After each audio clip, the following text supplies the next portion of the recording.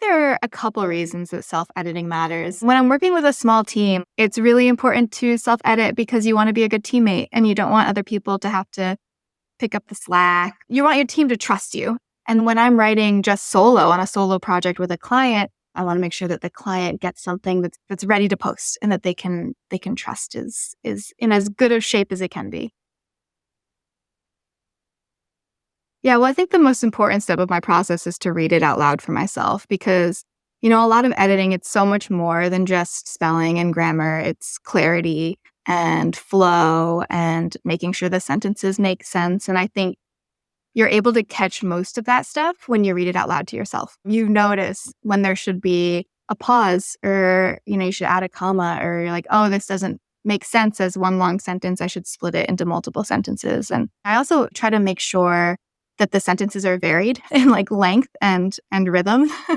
It's nice when it has it's not just all long sentences with one comma. You want like a long sentence and then a short sentence and then a longer. It's good to vary it. My first draft is always messy, and it's important to let it be messy. Get the creative ideas out there and don't censor yourself as you're in that like creation energy. I also label my tasks as what kind of energy they are, if it's a creation energy or an editor energy. Because for me, it works better if I do my creation energy stuff in the morning. So I'll label it as creation. So this way I know to schedule it in the morning. And then my editor energy, I can schedule more in the afternoons or evenings when I'm like a bit more tired, like too tired to come up with a new idea, but not too tired to edit my old ideas or someone else's ideas. The magic happens in editing. I had a professor once talk about it as hot energy versus cold energy.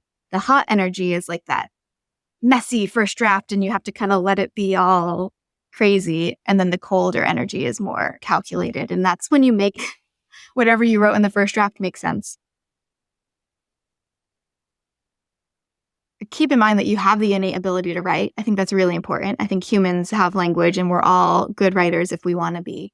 I also think when you're editing, the first thing I always tell students to do is to look for what's good first. So before you start critiquing yourself, look for the stuff that you've done well.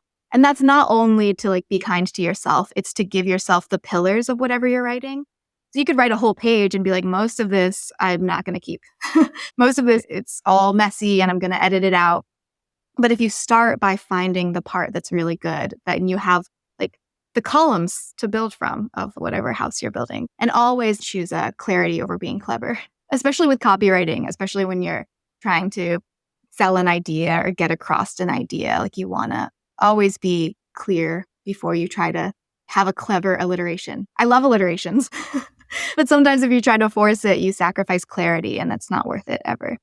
And there's a line that they talk about in creative writing classes, which I think applies to copywriting as well, is kill your darlings. Yeah, sometimes you really love a line and you're like, this is beautiful. It's a great sound, but no one you share it with gets what you're trying to say and you've got to cut it, as painful as it is. But I have a scrap doc on my computer that's just like this big doc so I won't kill it. I'll put it in the scrap. And then maybe sometime in the future, it'll be useful on another project.